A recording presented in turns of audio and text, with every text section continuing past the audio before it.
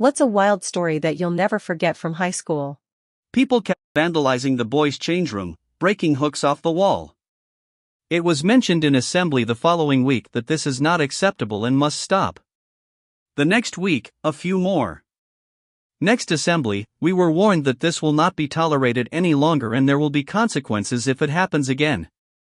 Of course, it happens again. Next assembly it is announced the change rooms are now closed after the vandalism, and the boys will now all change for phys ed in after-school sports in the quad outside the change rooms, which faces about 16 classrooms. Obvious panic from the boys, hysterical laughter from the girls, and the principal saying, "I told you there'd be consequences."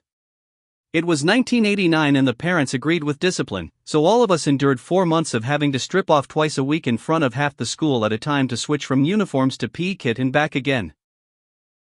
It also happened after school, so any parent coming into the office from the parking area for a meeting or whatever, as well as any visiting school team playing us, got quite the eyeful.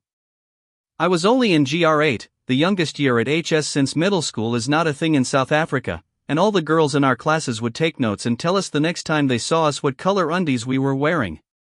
Also, it was the 80s in South Africa, boxers were never a thing here, and boxer briefs hadn't been invented yet, and only got to our shores as trunks in the early 2000s anyway. So it was wall-to-wall tiny little briefs in every color and pattern you could think of, so not much was left to the imagination. What was probably the most amusing in hindsight was the indignation when they got it wrong. "Hey everybody, did you know Kali is wearing pink underpants today?" which always got a squeal of laughter from the girls. They are not pink, they're white with very thin red stripes, they just look pink from a distance. I do not own pink underpants.